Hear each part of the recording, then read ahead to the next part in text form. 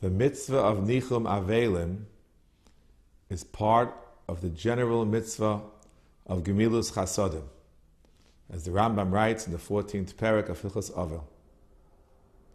Gemara tells us that Nichum Aveilim has two components.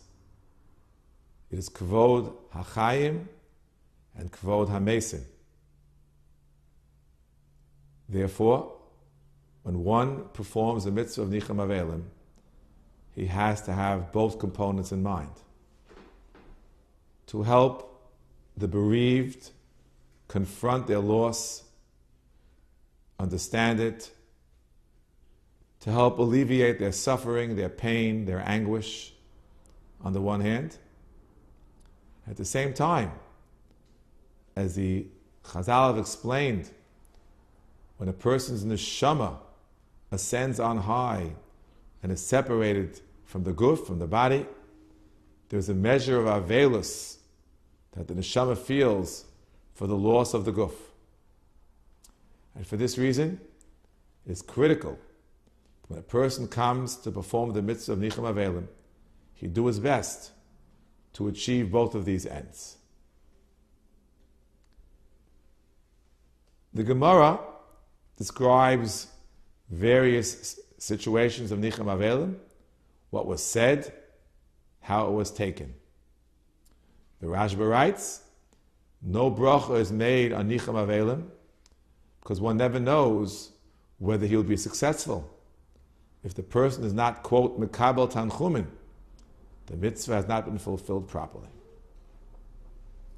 In order to achieve these two ends, the focus must be, whenever possible, on the life of the niftar, what were his or her accomplishments, how we can be assured that because of these good deeds, the niftar will enjoy a tremendous reward in the world to come.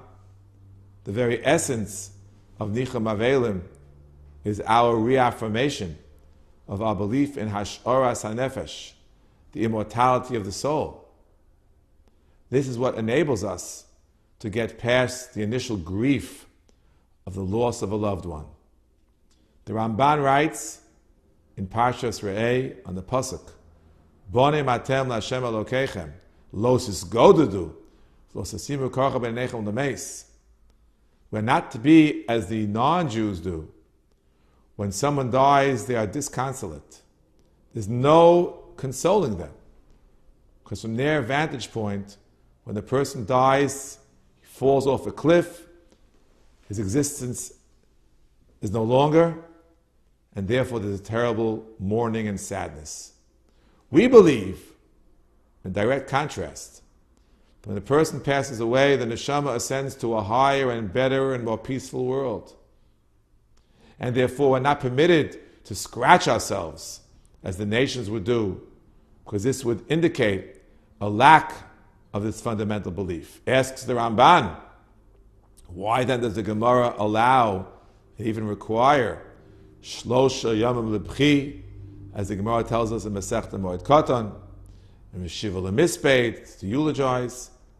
Answers the Ramban, when a person loses a loved one, there is a separation. Separation itself leads to a feeling of strong emotion, to tears, to crying and to wailing. Whoever has read about or seen the scenes of mothers escorting their children in a European town on their way to America would understand what this is about. They come to the pier or to the train station and they're crying and they're bawling. What are they crying about? The person's about to embark upon a better life. The answer is, but there's a separation. The mother will no longer be able to see her son with her own eyes of flesh and blood. And therefore she cries, even as she understands that the child is now embarking on a better life. So too, when a person passes away, even though we believe that the Nechamah is now being rewarded for all the good deeds, we will no longer be able to see that individual with our eyes. and therefore the emotional crying and eulogizing is completely appropriate and even mandatory. However, the scratching that the non-Jews do because of the feeling that the individual is no longer in existence, this we are not permitted to do. Rather, we believe firmly in the immortality of the soul. For this reason, we are required, when we go to a Beis HaAvel, to emphasize this fact. It's appropriate to speak of the good deeds of the individual who passed away, and to exclaim with certainty, based on our Amunah Shalema, that the individual who passed away will be rewarded for all the good deeds that he or she has performed. This gives a tremendous measure of consolation to the individual who has lost this loved one. Yes, I'm crying. Yes, I'm eulogizing. Yes, I'm sad because I can no longer see this individual.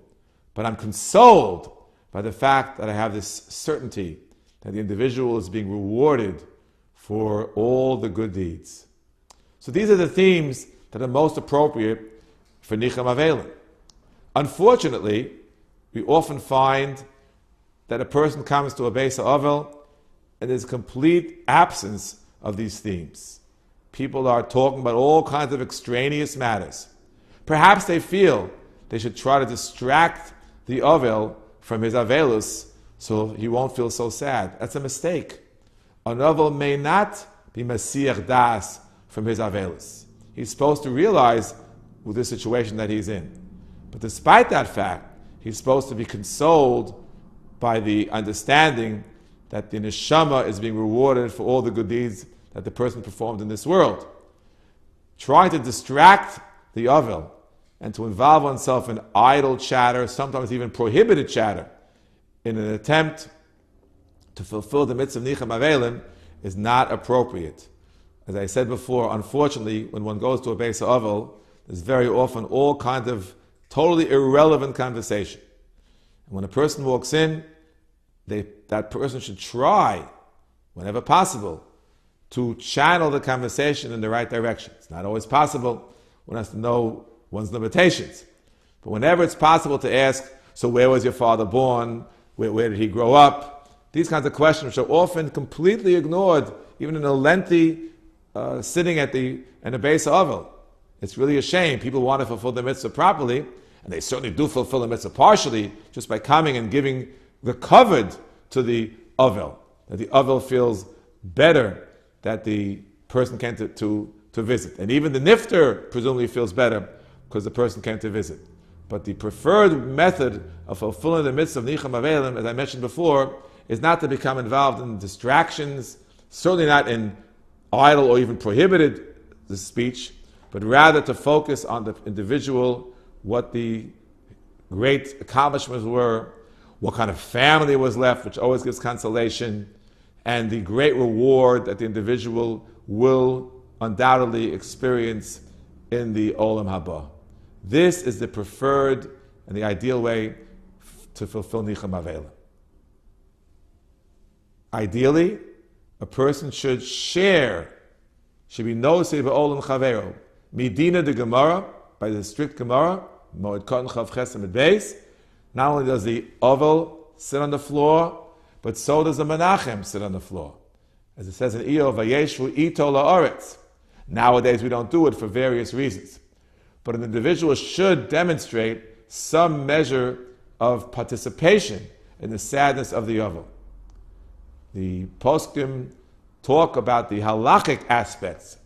The Gemara tells us that an individual who walks into the Beis HaAvel is not supposed to speak until the Avel speaks first. However, the Balei Musar explained it's not merely a simple halacha. It has a much deeper understanding.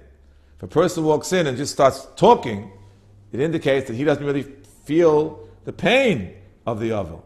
If the person walks in and he is quiet, and everyone is quiet, so it seems to be a little bit awkward. In today's world, everyone's always talking.